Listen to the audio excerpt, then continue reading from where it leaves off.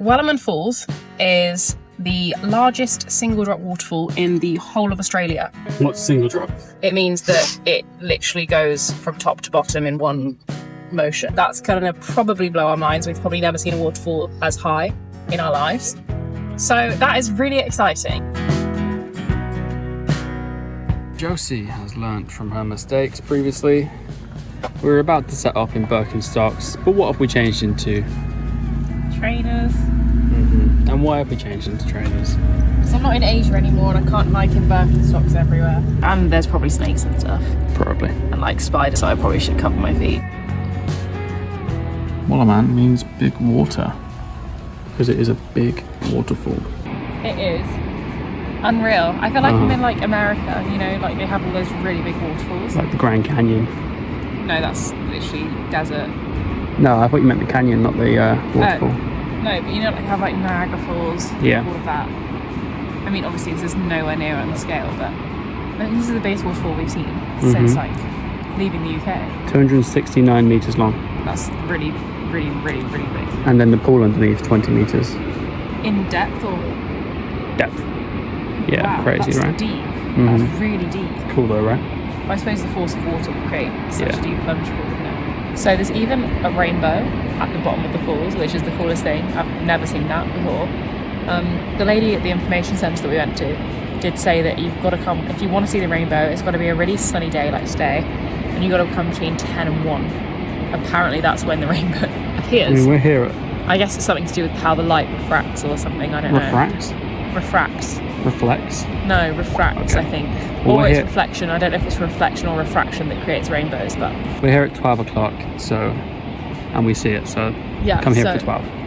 Yeah, well, just between 10 and 1. Come here whenever you want between 10 and 1. Well, we can't speak for that time, but we know for 12. Yeah, I So suppose. for sure, 12 o'clock. Yeah, I suppose. So this is the walk recommended to us by the information centre. 4K return. Ginger walk, 4K return. Just do it. So Josie's let me know that I'm being a bit pedantic about what time and dates you can see the falls. She said, if you're saying just at 12 o'clock, then you could say just today at 12 o'clock. So I think it's safe to assume, without being too pedantic, you could see it on a sunny day, any sunny day, between 10 and 1. Because tomorrow, it might be a sunny day, and at 12 o'clock, the sun might be in a slightly different place and you might not be able to see the rainbow. Very You true. never know. So between 12 and 1, between 10 and 1, there is a chance, let's say, that you may see high chance, the rainbow. Be prepared for a difficult walk. Only fit walkers should attempt this walk. Are you ready for that sort of pressure? I think I'm a fit walker, yeah. Yeah. Okay, well, if you see this video, we made it. But if you don't see this video, we didn't make it. But if you do see this video, there is potential for one of us to have made it and post it. Probably. So if I died, you'd still post it? Oh, well, we get views. This is the sort of ground you're looking at walking on. There are a few trip hazards, such as this tree and these rocks, but the majority is okay. It's not too steep so far, is it? No. A bit trickier as you get towards the bottom, just because it's a bit damp and it's a bit slippy. This tree looks like an avocado, but it's not an avocado tree. No, don't look up because that doesn't look like an avocado, just the spit.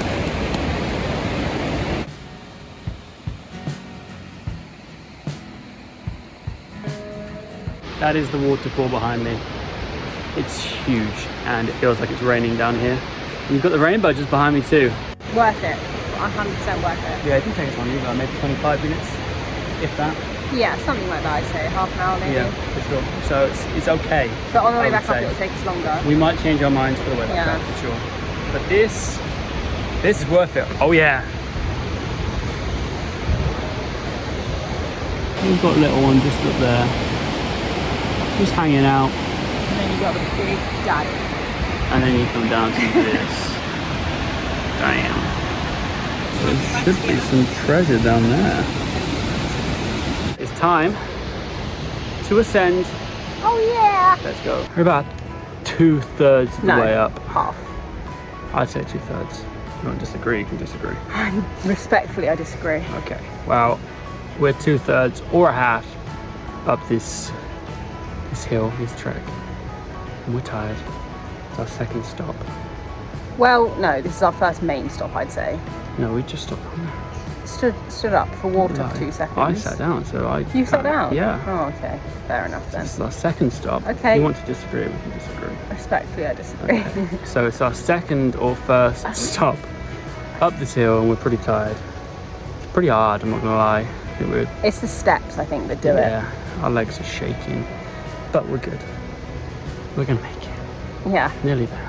This little ramp here is arguably the hardest part, right? Yeah. I think so. I think it's because it's hot as well. Down there it's cool. Hotter now as you it's come up. hot here. Yeah, I think so. So it's like the air's humid and... I think that sums up the walk. We're not quite there, about 200 metres off, but we've stopped. But we've got this lovely view now. It's a gorge, and it's like valley, and it all runs through the valleys. The valleys. The valleys from the waterfall. So, and it's a really nice colour. It's like a Turquoise. what colour Turquoise is that? brown. We're on the way back down the hill, but that was just amazing. You've got to come here if you're in the area. Where is it again? Wallaman Falls. Wallaman Falls, also known as Big Water Falls. Well, that's what it means anyway. We're heading back to Ingham now. Yeah. We're heading back to Ingham, and we're going to do the Wetlands walk, where hopefully we see some crocs.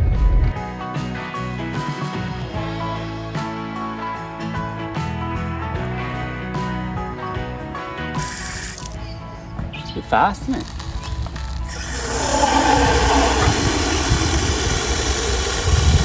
So, one of the major points to survival in the Australian outback. We're not in the outback, James. One of the main points to survival when you're traveling in Australia, or actually just living day to day, is drinking water. We tried to have at least 2 litres a day, and our tank is 24 litres. This tank, he means. We don't have a tank in the car. Like a caravan. So that means if we were to drink 2 litres a day, we'd survive for 12 days without having to fill the water up again. However, we both need to have 2 litres a day. So that means we'd survive for 6 days without having to fill up.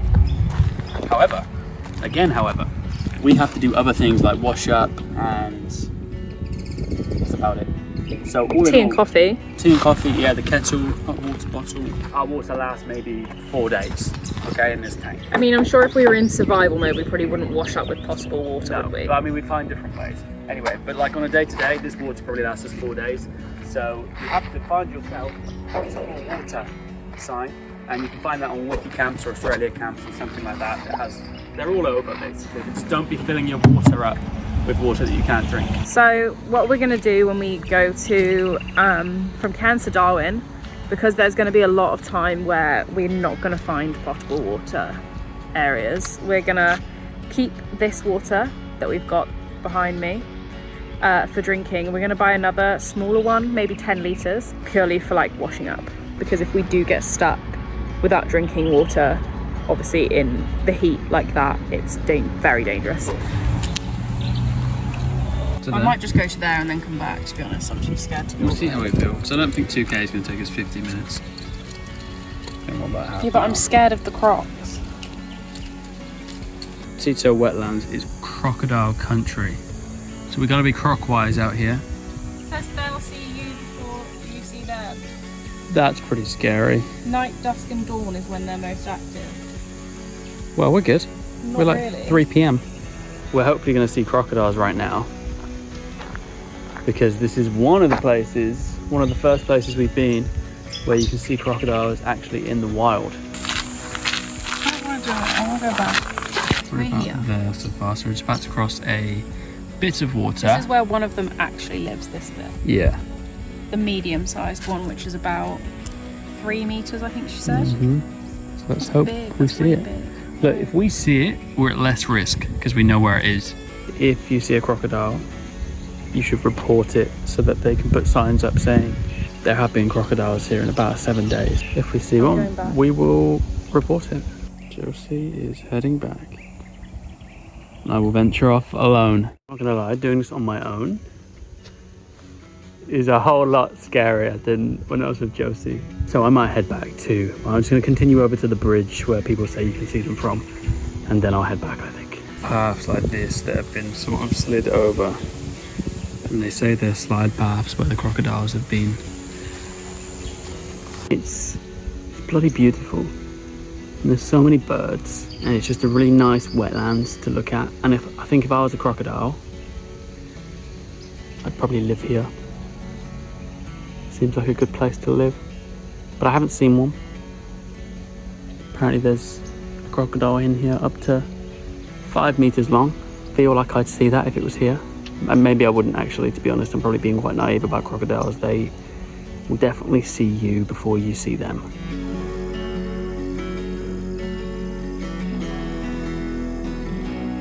There's a warning sign next to me saying, again, there was a croc sighting here within the last 7 days, which is quite spooky. But I can't see any. Again, I probably wouldn't see them. They can just see me. But it says to keep 5 meters away from the water's edge, which I get. It's a smart thing to do, but the pathway isn't 5 meters away from the water's edge.